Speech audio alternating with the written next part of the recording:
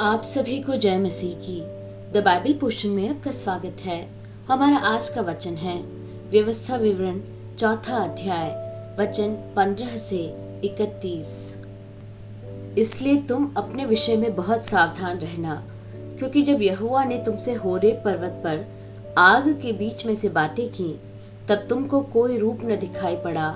कहीं ऐसा न हो कि तुम बिगड़कर, चाहे पुरुष चाहे स्त्री के, चाहे पृथ्वी पर चलने वाले किसी पशु, चाहे आकाश में उड़ने वाले किसी पक्षी के, चाहे भूमि पर रेंगने वाले किसी जंतु, चाहे पृथ्वी के जल में रहने वाली किसी मछली के रूप की कोई मूर्ति खोद कर बना लो।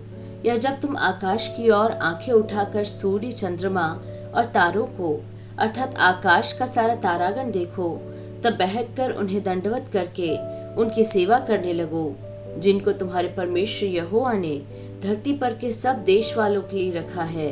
और तुमको यहोवा लोहे के भट्टे सरीखे मिस्र देश से निकाल ले आया है, इसलिए कि तुम उसका प्रजा रूपी निज भाग ठहरो, जैसा आज प्रकट है। फिर तुम्हारे कारण यहोवा ने मुझसे क्रोध करके यह शपथ खाई, तू यरदन पार जाने न पाएगा, और जो उत्तम देश इस्राएलियों का परमेश्वर यहोवा उन्हें उनका निज भाग करके देता है, उसमें तू प्रवेश करने न पाएगा।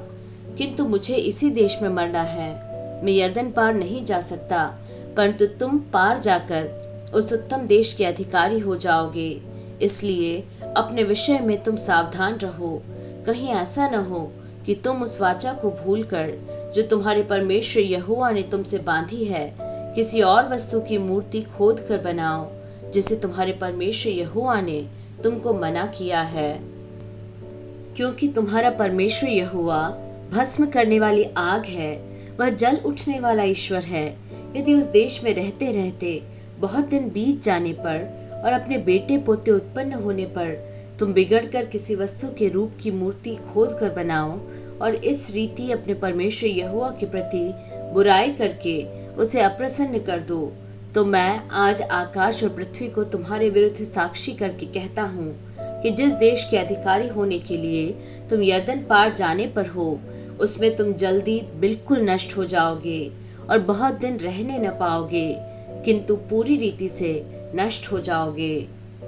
और यहोवा तुमको देश देश के लोगों में तितर बितर करेगा, और जिन जातियों के बीच यहोवा तुमको पहुंचाएगा, उनमें तुम थोड़े ही से रह जाओगे, और वहां तुम मनुष्य के बनाए हुए लकड़ी और पत्थर के देवताओं की सेवा करोगे, जो न देखते और न सुनते और न खाते और न सूंघते हैं। परंतु वहां भी यदि तुम अपने परमेश्वर यहोवा को ढूंढोगे, तो वह तुमको मिल जाएगा।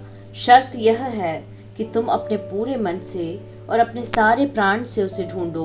अंत के दिनों में जब तुम संकट में पड़ो और ये सब विपत्तियां तुम पर आ पड़े, तब तुम अपने परमेश्वर यहोवा की ओर फिरो और उसकी मानना, क्योंकि तेरा परमेश्वर यहोवा दयालु ईश्वर है। वह तुमको न तो छोड़ेगा और न नष्ट करेगा, और जो वाचा उसने तेरे पितरों से शपथ खाकर बांधी है, उसको नहीं भूलेगा।